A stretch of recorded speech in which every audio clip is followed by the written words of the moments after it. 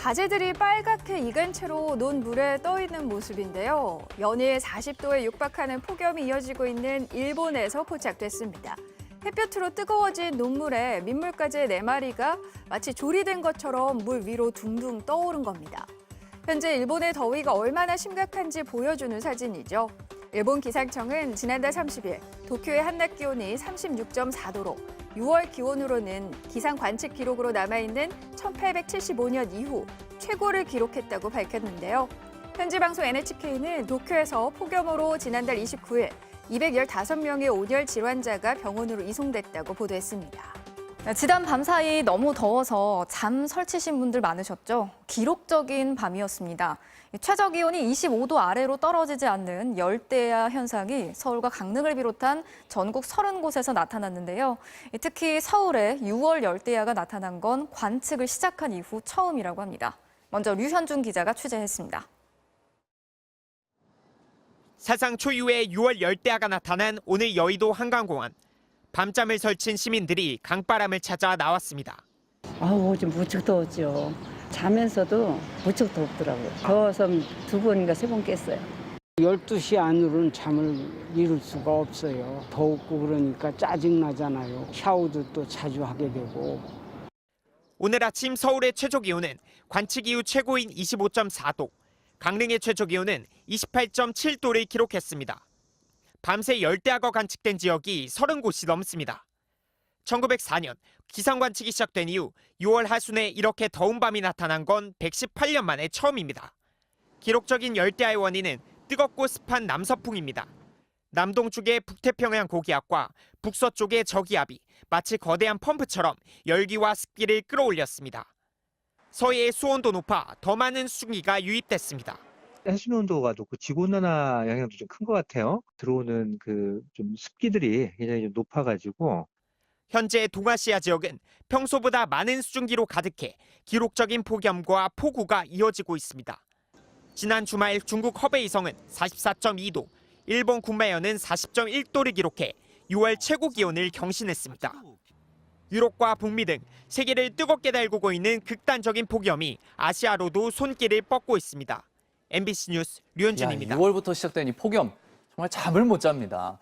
이게 우리나라만의 일이 아니라면서요? 네, 사실 어제가 그 여름의 더위 시작을 알리는 절기 소서였거든요. 예. 근데 어떤 분이 이런 말씀을 하시더라고요. 지금이 소서냐, 말복이 아니었냐 할 정도로 지금 시작부터 더위가 너무 심한 상태입니다. 근데 보통 유럽, 북미, 우리나라 이렇게 중위도, 북반구 중위도 지역은 6월부터 여름이 시작돼서 7, 8월에 더위가 심해지잖아요. 예. 근데 이번은 바로 이렇게 더위가 점프가 됐다고 해야 될까요? 시작부터 더위가 심한 그런 상태입니다. 그러니까 초여름이 아예 없어졌다 이렇게 봐도 되겠군요. 네, 그렇습니다. 그것도 이 기록적인 폭염이 나타나고 있습니다. 일본과 이탈리아 상황 먼저 보시겠습니다. 지난 6월 하순 일본 도쿄의 사무실입니다. 갑자기 조명이 꺼지고 실내가 어두워집니다. 어두컴컴한 실내에서 직원들이 하던 일을 계속합니다. 정전된 게 아니라 전기를 아끼기 위해 불을 끈 겁니다. 도쿄의 대형 건물들은 절반 가까운 엘리베이터 가동을 중단하고 절전에 동참했습니다. 도쿄역 앞에서 꺼내든 온도계는 38도를 훌쩍 넘었습니다. 전례 없는 6월 폭염이 일본을 덮쳤습니다. 도쿄에서 머지않은 군마현 이세사키시의 기온은 40도를 넘었습니다. 일본에서 6월 기온이 40도를 넘은 건 기상 관측 이후 처음입니다. 처음 겪는 6월 폭염에 많은 사람이 쓰러졌습니다. 6월 하순 일본에서는 일주일 만에 4,500여 명이 열사병으로 입원했습니다. 냉방기기 사용이 급증하면서 전력 수요가 폭증했고 일본의 전력 예비율은 위험 수준인 3% 안팎까지 떨어졌습니다. 真夏の7月、8月になった時にどこになるのかっていうのがちょっと想像できないぐらいちょっと心配。 이탈리아 북부 돌로미티 산맥의 최고봉인 마르몰라다산. 이번 주 초 갑자기 떨어져 나온 빙하가 덮쳐 20여 명이 숨지거나 실종되는 참사가 발생했습니다. 최근 이탈리아 북부 지방은 최고 40도가 넘는 폭염이 이어졌습니다. 해발 3,000m가 넘는 돌로미티 산맥의 정상도 영상 10도까지 기온이 올라 관측 이후 최고치를 경신했습니다. 기록적인 열기에 빙하가 녹아 균열을 일으켰고 부서진 빙하는 대규모 산사태를 일으켜 인명을 앗아갔습니다. 자, 저번에 로키와 히말라야 산맥에 빙하가 녹아서 최악의 홍수가 발생했다 이런 얘기를 했었는데 이번엔 알프스 산맥의 빙하가 무너져서 좀 큰 피해가 발생을 한 거군요. 네, 그렇습니다. 유럽에서는 빙하가 무너지면서 사람들이 죽었고요. 예. 일본 등 각국에서는 열사병 때문에 이 사망자가 늘어나고 있는 그런 상황입니다. 예. 자, 인명피해가 계속 발생하고 있는 거군요. 자, 뒤에 지금 자료가 떴는데요. 이게 지금 폭염 상황인 건가요? 유럽이군요. 네네, 6월의 폭염 상황만 이렇게 정리를 한 건데요. 예. 다 붉게 물들어 있죠. 6월 18일 기온을 보시면은 지금 프랑스 남서부의 비아리츠 기온이 42.9도를 기록하고 있고요. 예. 이 보르도, 와인산지죠. 보르도가 40.5도 나타냈고 스페인 43.9도, 체코, 폴란드 할 거 없이 40도 안팎의 폭염이 기록됐습니다. 자, 이게 6월이잖아요. 이게 6월 기온입니다. 43.9도. 와, 어마어마합니다. 정말 초여름이 사라졌군요. 네, 지금 북반구에서 이런 상황인데 일본 상황 앞에 보여드렸지만 예. 중국 상황도 그렇습니다. 예. 44도를 기록하기도 했었거든요. 이어서 우리나라 상황 보시겠습니다. 예. 6월 29일 강릉의 아침 최저 기온은 30.1도를 기록해 초열대야가 나타났습니다. 기상 관측이 시작된 이후 6월 아침 최저 기온이 30도를 넘은 건 올해가 처음입니다. 하루 전에는 서울 등 많은 지역에서 초유의 6월 열대야가 나타났죠. 기상청이 공식 기록으로 인정하는 96개 기상 관측소 중에 13곳을 제외한 83곳의 6월 최저 기온 신기록이 경신됐습니다. 원인은 뜨거운 아열대 기류입니다. 우리나라 남동쪽의 아열대 고기압, 북서쪽의 저기압이 각각 시계 방향과 반시계 방향으로 돌면서 뜨겁고 습한 아열대 공기를 펌프처럼 한반도로 불어넣었습니다. 동해안은 팬 현상까지 겹쳐서 열기가 더해졌죠.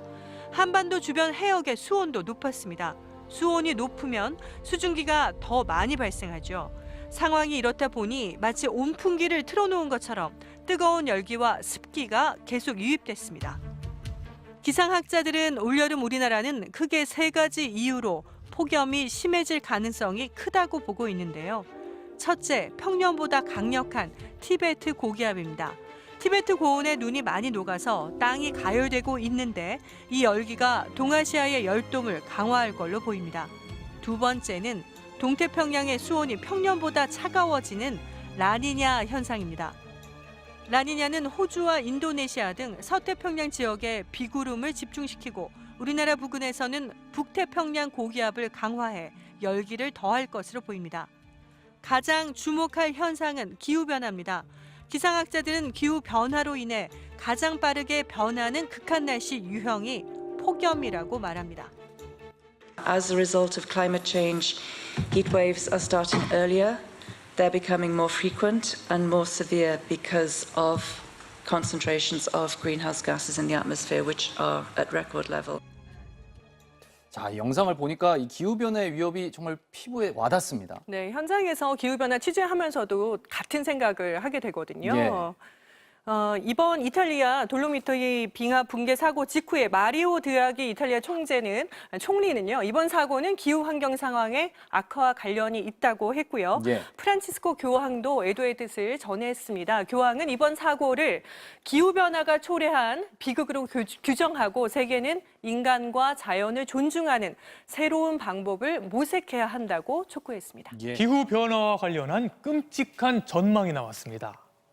우리가 지금의 탄소 배출량을 줄이지 않으면 60년 뒤 우리나라는 한 해의 절반이 여름이 되고 그중 절반은 폭염이 올 수 있다고 합니다. 정말 생각만 해도 아찔하죠. 이런데도 행동에 나서지 않는다면 우리 아이들에게 죄를 짓는 게 아닐까요? 장유진 기자의 보도 보시죠. 33도를 웃도는 폭염이 석 달간 계속되고 한 해의 절반이 여름이 되는 나라. 기상청이 전망한 60년 뒤 한반도 날씨입니다. 기후 변화에 관한 정부 간 협의체인 IPCC의 6차 평가 보고서를 토대로 우리나라 기후를 상세 분석한 결과입니다. 온실가스를 줄이려는 노력을 전혀 하지 않은 채 지금 추세를 유지하는 고탄소 시나리오에서는 우리나라 여름이 170일로 늘어나고 겨울은 39일로 줄어듭니다. 폭염 집중 지역도 현재와는 사뭇 달라집니다. 지금은 이른바 데프리카로 불리는 대구 등 경상권의 폭염 일수가 가장 많지만 21세기 후반에는 남부지방보다 중부지방이 더 더워집니다. 수도권의 폭염 일수는 7.8일에서 86.4일로 급증하고 충청권도 89.1일로 지금보다 10배 이상 증가합니다. 열대야 일수는 지금보다 최고 71일가량 늘어나는데 특히 일 최저 기온이 30도를 웃도는 초열대야도 빈번할 것으로 예측됐습니다. 지금까지 초열대야가 관측된 것은 강릉과 서울에서 단 3번뿐이었습니다. 무의도일수록 기온의 증가폭이 점점 커진다라는 것입니다. 단순히 어떤 북태평양 고기압의 확장이라든가 이런 부분뿐만 아니라 남부지방보다는 중부지방 쪽에서의 어떤 고온의 증가. 반면 제주도는 폭우가 증가해 하루 최대 강수량이 현재보다 56% 급증할 것으로 예측됐습니다. 온실가스 배출량을 현저히 줄이는 저탄소 시나리오에서도 우리나라 평균 기온이 21세기 후반에 2.3도 상승할 것으로 전망됐습니다. MBC 뉴스 장유진입니다.